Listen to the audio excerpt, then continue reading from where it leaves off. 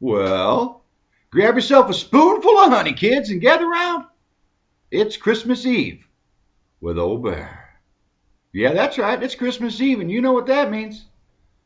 That means if you've been good all year long, you listened to your mamas and your daddies, you helped keep your room clean, that maybe tonight in the wee hours of the morning, old Santa Claus is going to come visit you and bring you some gifts, I hope. Have you been good? I hope so. You know, this year, old Bear asked Santa for just two things. That's all, just two things. One is I really have a hankering for some smoked salmon. Bears just like smoked salmon. And secondly, I was thinking, I said, "Oh, Bear, you like honey, but how about some fresh honey?" And I said to myself, "Oh, Bear, where are you going to get some fresh honey?" And I'm thinking, right from a bee's hive. So I asked Santa for a beehive with lots of bees so that old Bear can just get himself some honey anytime he wants. So I know in the morning, if I wake up to the sound of bees a buzzing through the house, that old Santa's been here.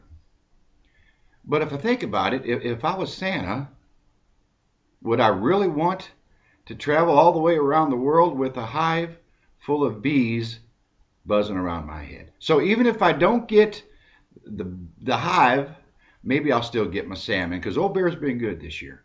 Real good.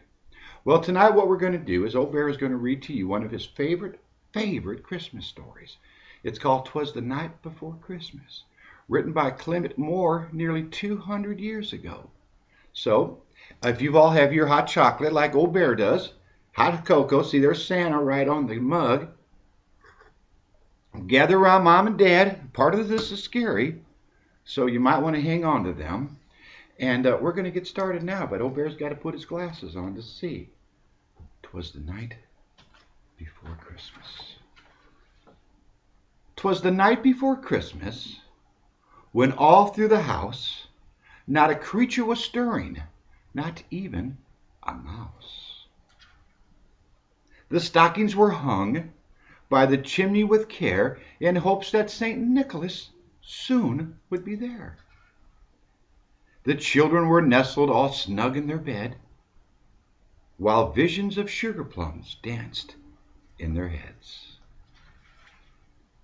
And Mama in her kerchief, and I in my cap, had just settled our brains for a long winter's nap. When out on the lawn there arose such a clatter, I sprang from my bed to see what was the matter. Away to the window I flew like a flash, tore open the shutters, and threw up the sash. The moon on the breast of the new-falling snow gave the luster of midday to objects below, when what to my wondering eye should appear but a miniature sleigh and 8 tiny reindeer. With the little old driver so lively and quick, I knew in a moment it must be St. Nick. More rapid than eagles his courses they came, and he whistled and shouted and called them by name. Now Dasher, now Dancer, now Prancer and Vixen, on Comet, on Cupid, on Donner and Blitzen. To the top of the porch, to the top of the wall, now dash away, dash away, dash away all. As dry leaves that before the wild hurricane fly, when they meet with an obstacle, mount to the sky. So up to the housetop the coursers they flew, with the sleigh full of toys, and St. Nicholas too. And then in a twinkling I heard on the roof the pawing and prancing of each little hoof. As I drew in my head and was turning around, down the chimney St. Nicholas came with a bound. He was dressed all in fur from his head to his foot, and his clothes were all tarnished with ashes and soot. A bundle of toys he had flung on his back, and he looked like a peddler just opening his pack. His eyes how they twinkled, his dimples how merry, his cheeks were like roses, his nose like a cherry. His droll little mouth was drawn up like a bow, and the beard on his chin was as white as the snow.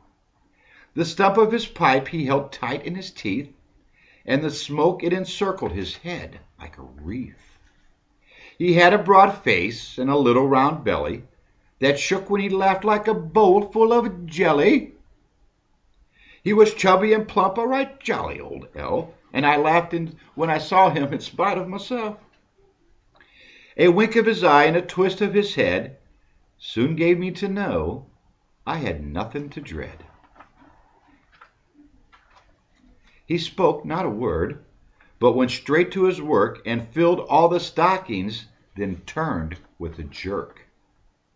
And laying his finger aside of his nose, and giving a nod, up the chimney he rose. He sprang to his sleigh, to his team gave a whistle, and away they all flew like the down of a thistle. But I heard him exclaim ere he drove out of sight, "Happy Christmas to all, and to all a good night." The end. Isn't that a lovely story? Well, kids, that's about all the time Old Bear has for you tonight, because I've got to get to bed early so that I don't try to catch Santa in the act of filling my stocking. And my suggestion to you is, if you want to wake up in the morning and find that your stockings have been filled with some delicious honey, then you better get your butts to bed right now, because old Santa ain't messing around. So that's all Bear's got. I want everybody to have a happy Christmas and a happy New Year, and we're looking forward to seeing you again real soon. Okay? Bye-bye.